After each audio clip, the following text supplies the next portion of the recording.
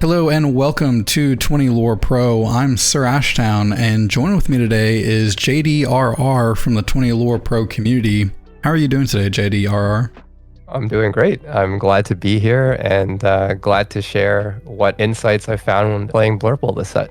Yeah, I'm really excited because I think I was telling you a little bit about this before the interview that this is really my favorite color pairing. I enjoy this quite a bit. I love playing big Elsa. I love these bigger cards. And we have some cool new inclusions with set 5 that kind of revitalizes or maybe brings back to life this color pairing. So really excited to hear your outlook today.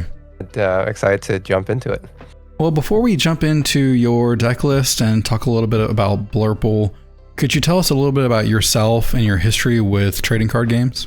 Yeah, I like most people my age, I started with TCGs because of Pokemon. And then from there, collecting Pokemon cards. And then as I got older, that's when Yu-Gi-Oh! Started to get popular. I never played really in-person events competitively, but I always played online very competitively. And that's overall how I got into TCGs to start off.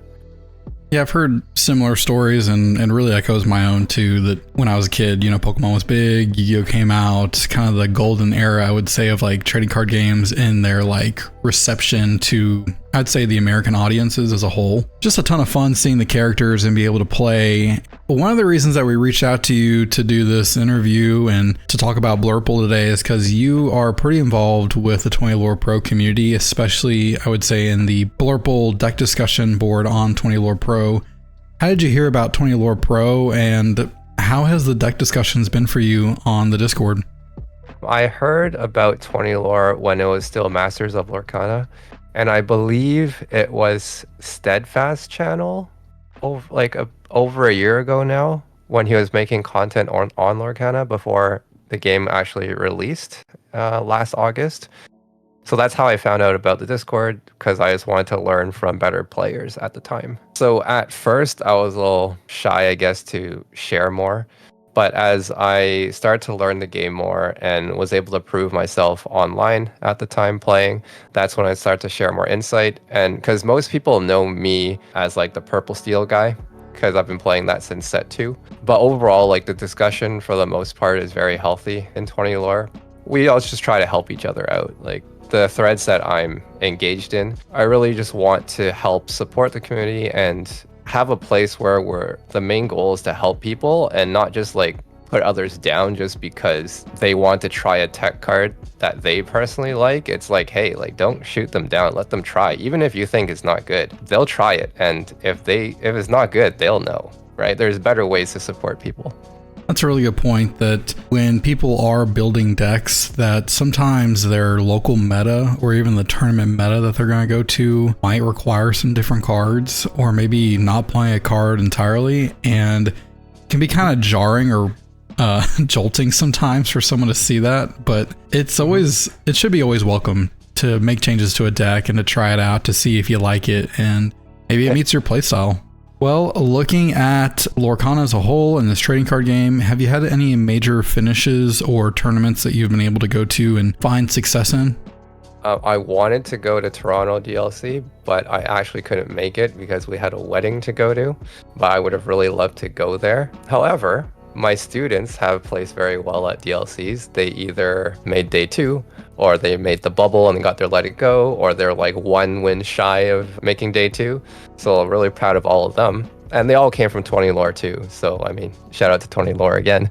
I'm super proud of their achievements. And in terms of like my personal achievements, just because I guess my biggest achievement apart from my students would be finishing top 25 every season when we did have ranked ladder. Wow, that is really impressive to consistently get that level and to make it into the top. That is really great. And talking with like No I'm Not, who has been pretty well established as a Ruby Amethyst coach and player, he had mentioned in a previous video that whenever he has his students or people that he's coached go win a store championship or win a big event after he's helped kind of guide them along, it feels like a win for him. And so we count those. Yeah. I mean, I was telling my students the other day that, like, right now at this point, I probably get more fulfillment or enjoyment out of their success than my own. You can say that you have made a difference and you can see the impact. If someone was interested in receiving a session of coaching on how to play a certain deck, where could they reach out and find you to do that? My DMs are open on Discord, so just feel free to message me. Well, for anyone out there who's looking for coaching on Amethyst Steel or BLURPLE, JDRR is a great option, and we'll make sure to have links in the description so that way you kind of know where to navigate within the Discord to get there. Well, JDRR, taking a look at BLURPLE, could you give us a broad overview of the deck and kind of share some of the main cards that are within it? So at the core, this is still a purple deck at the end of the day, and we do joke that this is as close to a mono purple deck as you can get, because apart from a couple blue cards, everything is purple. Maybe the best way that I like to play it is still more tempo mid-range based through the purple cards, just because there are blue cards and you can ramp and play big characters, but red-blue always can ramp to bigger and better characters than we can. And the purple cards just aren't as threatening as like Maleficent Dragon or Sisu or, B-Prep, Gar, Maui, Medusa, all those red cards that just kill stuff. That's why I feel like this deck should still at its core be playing a purple game plan. However, the benefit is that you get to do all the purple stuff a lot faster, because with purple decks, oftentimes turns 4 to turn 6, the turns are really awkward just because you don't have enough to play something and bounce something back to your hand, and then you have like 1 or 2 ink left over all the time. So those turns are fairly awkward. Whereas this one, you just skip right to 6, 7 ink and you're able to play anything, bounce it back, and start playing the game. It's really interesting to hear you say that, because you're right. Like this list right here that we see before us, it has a lot of I would say the strongest pieces of purple in the bounce package in and of itself that we see in decks like Ruby Amethyst. But it's got cards that can help you ramp up and get to some pretty scary cards later on and maybe have the right answers at the exact time that you need them. There's no steel in this and there's no ruby in this. So you really have no actual hard removal in your deck. So that's why it's like you do have to play tempo. You do have to exert. You have to challenge everything basically, or you can't remove anything from the board outside of Hades. Which that can kind of be almost a scary concept or a deck strategy, because it almost feels like you're having to play in response to what your opponent's playing the entire time, but at the same time trying to find a way to sneak in your own lore when you can. Deck's really fun, but at the same time I can see its shortcomings as well, because that is one of its weaknesses. Like decks can just go wide on you and just play as many characters because like you can't do anything about it. In your matches that you've played with this list, what have you found has been the best way that this deck has seen wins against whatever it's playing? In a general overview, the best way is still ramping to both Elsas. So what this deck really lacked back in set 3, the last time I played it, was a way to fight the board when you're on the draw or even on the play. Because without a way to exert characters, how do you challenge them, right? So the 5-cost Elsa has been a really welcome addition to the deck, because as early as turn 4, you're able to start trading now, right? And getting good trades off against your opponent. And obviously the main win con is still the big Elsa at the end of the day. You're able to lock down 2 cards that your opponent has, 2 key targets. Then you can either choose to trade it in, or you're able to start questing out your entire board so that they can't really retaliate. And another way you can do it is you can lock them down with Elsa while the locations are ticking away. So like Queen's Castle or McDuck Manor or Library, whatever locations you prefer to play. That way you're just gaining 4 lore a turn kind of thing, right? While Elsa keeps them locked down. Yeah, I like this strategy a lot. Like you were saying, I know some lists in the past were playing the 2-drop Pinocchio that could tap down your opponent's characters. That way you could challenge in. But now having a solid, I would say, 5-drop Elsa that is now a shift target, it has rush, and it taps something down, and evasive. I mean... and 5 health, so it doesn't really die too much. This card it's a changer for the deck, because it's a better, like Pinocchio was great for what it was doing at the time, but this card is a lot better for what we want it to do. Yeah, without this card, I don't think this deck is really playable right now, to be honest with you. Elsa in and of itself is a great card, but the fact that we can then shift into the big Elsa, tap down more things, bounce it back, get both those cards back. That's so much recursion that is opened up by having this new set 5 Elsa. Basically, my favorite card of the set. That's why I'm playing this deck, really. I saw the card, I'm like, all right, I gotta play it. With this deck strategy, which decks is this strategy the best against? I would say all the other purple decks. So I'm pretty happy seeing any purple deck on the other side of the table because we're playing the same game, except I do it like way faster than you do. Yeah, that's a that's a good point, because even in red, you know that they play cards like you were saying earlier, Maui, Be Prepared, but you know, okay, they're not going to hit that Maui until turn 5, or they're not hitting Be Prep until turn 7. So if you have things on the board that you need to bounce, protect, get rid of, you're able to do that when you need to, but then also respond to whatever they're playing because you know when it's coming. Right. Well, the difference is by the time they get to Maui, I'm at 7 ink. By the time they get to Be Prepared, I'm at like 9 or 10 ink. The ramp from the blue cards kind of mitigates what they're like the impact of it. Something I kind of like about the ramp package that we see in your list is you're playing the 2-drop Tipo, which can then get you on turn 2 to having 3 ink. Next turn, you're looking at 3 to 4 ink, and then you're able to just really play either Mickey or the Donald Duck, and you're already so ahead. Really, the ink package feels pretty strong. We're missing one jump ahead. Do you feel like the no longer including it over a Tipo has been a great change for the list, or do you feel like losing that card out of your hand has caused some issues? If you're on the play, Tipo can be risky sometimes depending on the makeup of your hand because it could lead to bricky hands because now there's things in your hand that you don't want to ink. For example, you know, you have Elsa in hand, or you have a friend on the other side, or you have like a crab or a fox that you don't want to ink because that's how you trade the board. That's how you get value trades, right? There are some downsides to Tipo. However, it is inkable. It is still a body.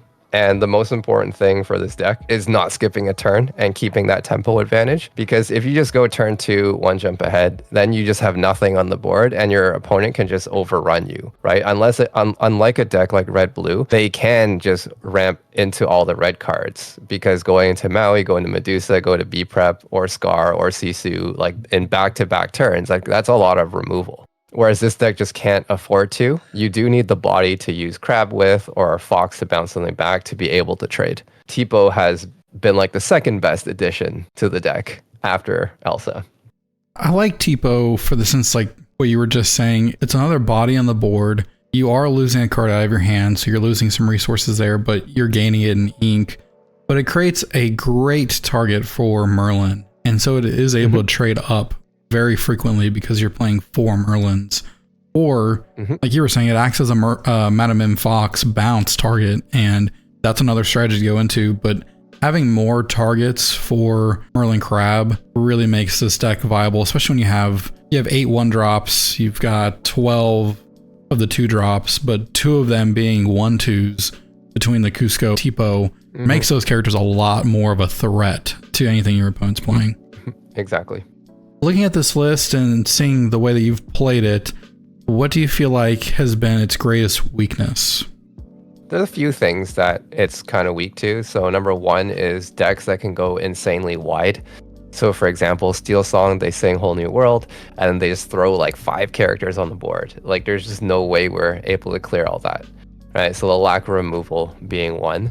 And the second one is just a way to gain lore quickly against slower decks, because everything in this deck quests for 1 until you get to your big cards. For example, against a deck like red-blue that plays the late game better than we can't exactly go under them that easily because everything quests so slowly before they get to their board wipes. That's what I would say the more of the weaknesses are, just ways to end the game as well.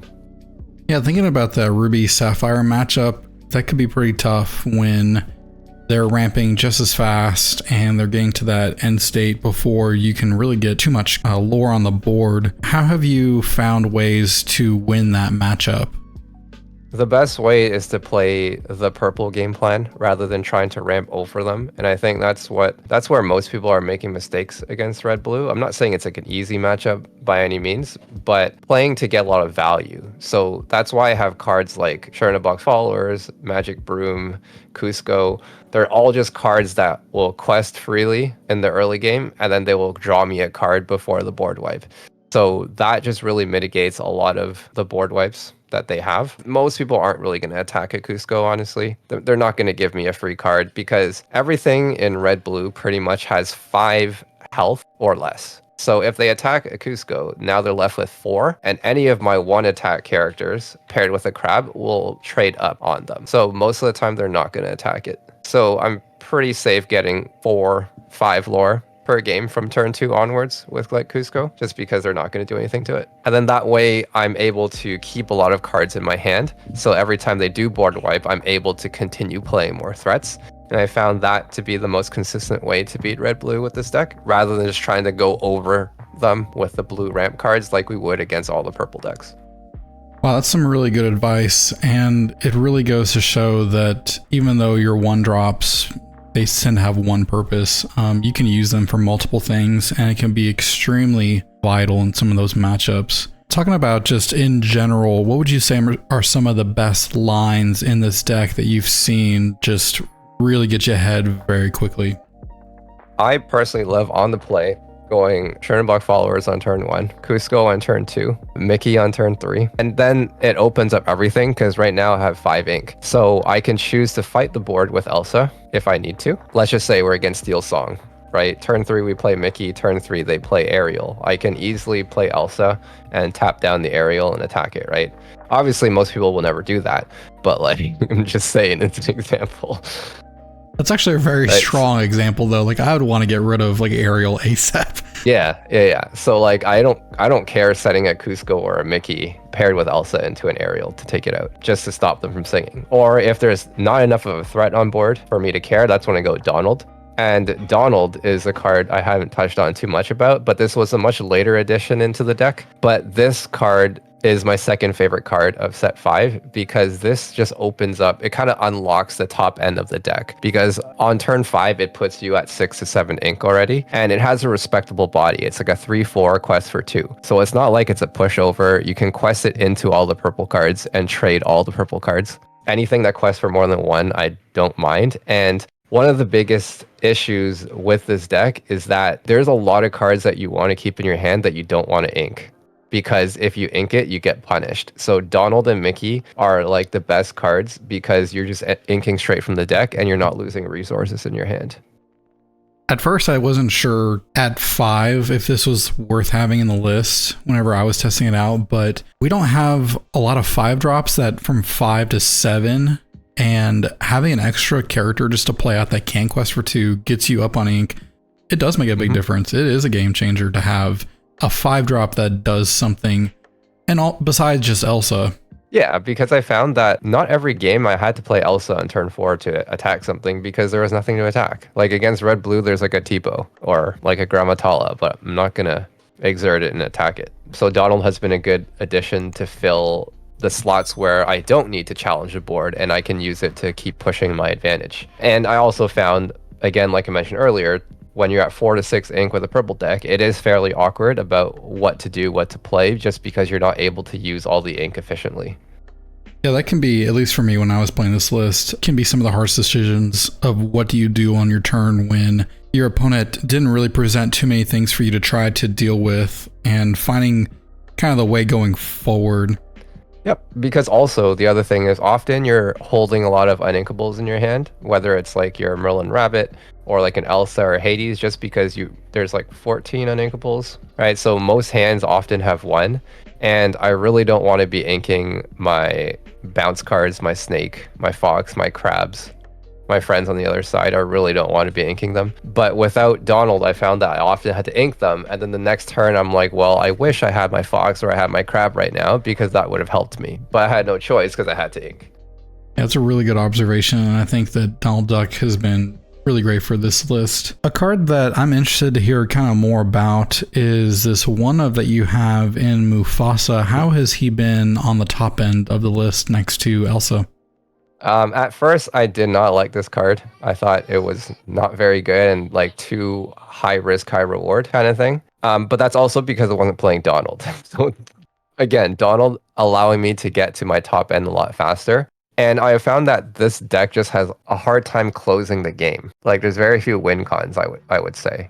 So Mufasa is like one of those cards that help you close the game. It's like totally fine as a one of. Like some people like to play two. I personally like to play one because I never really want to draw it until really late in the game after I've used Elsa's and other cards to eat all the removal. So this is more like a kind of like a home run card at the end, like close to the end of the game that can just swing the matchup in my favor. Yeah, he's got some great stats. I mean, a 4/9 in Quest for 4, able to just untap everything. I've been able to win games with him that like I had no business winning kind of thing because he lived the turn and I was able to quest and play 20 ink worth of cards, right?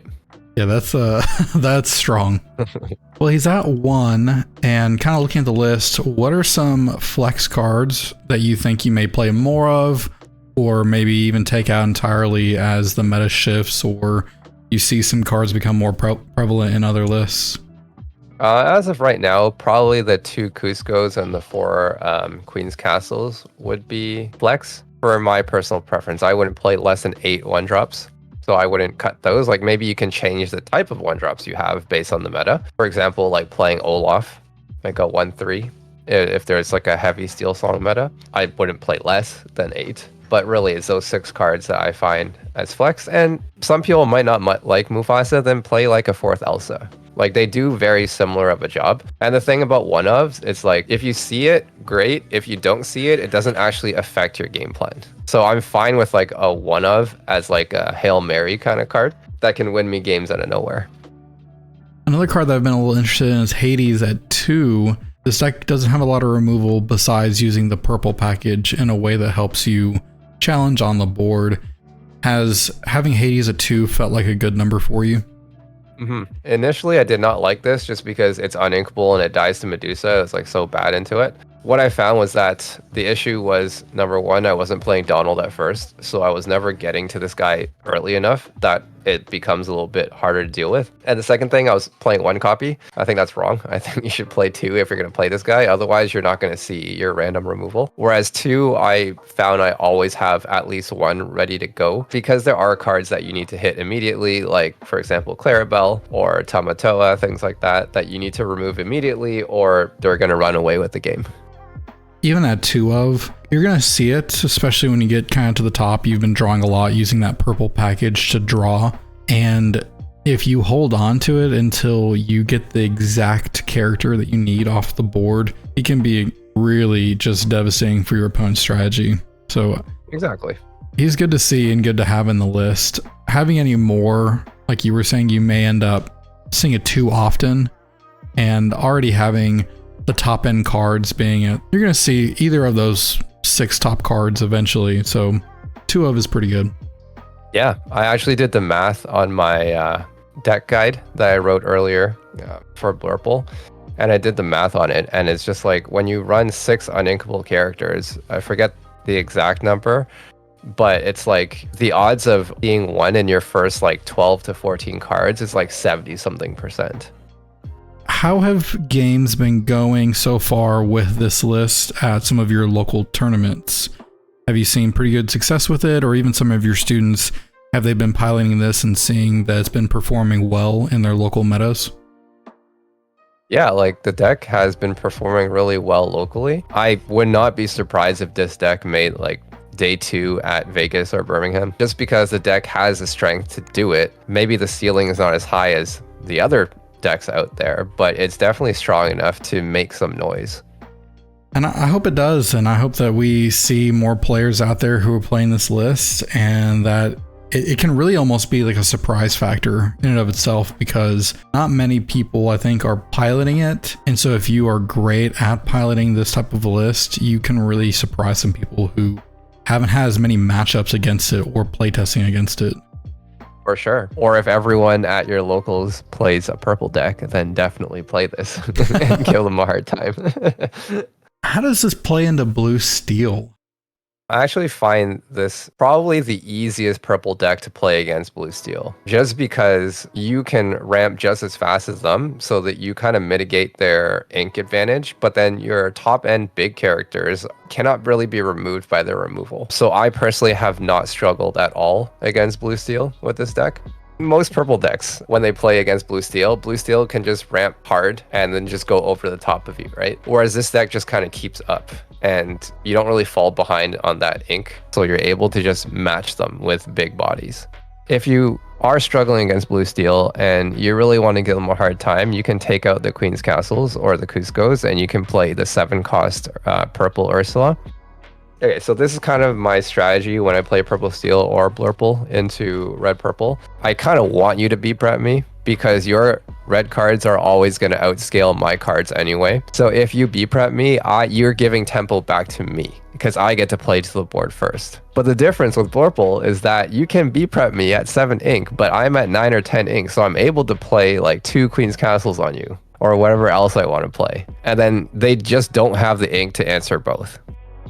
Yeah, it's pretty scary. I mean, we saw Luca do this against a bunch of his opponents at the Charlie Collectibles Shows 10K, where he would like B-prep, late game, and then followed up with double Queen's Castles or double Goats. But now you can do it as Blurple, but turns earlier than Ruby Amethyst could have done that. Yeah, way faster. Most games I'm at like anywhere between 12 to like 15 ink, and I have like a handful of cards just because all I did was play Mickey and Donald. Well, thank you so much, JDRR, for joining us here today. We really appreciate you taking the time out of your schedule to talk to us a little bit about Blurple and how to play it. If you're interested in getting any type of coaching from JDRR, head on over to Discord, 20 Lore Pro. You can find him there chatting in any of the Amethyst Steel or the Blurple deck discussion. Hit him up. And again, thank you so much, JDR, for joining us today. No problem. Thank you for having me. And for everyone else, again, my DMs are open. You're welcome to ask questions, or you can just ask in the deck thread, and I'd be more than happy to answer. Well, thank you so much. And for everyone watching home, we appreciate you, and we will see y'all in the next video.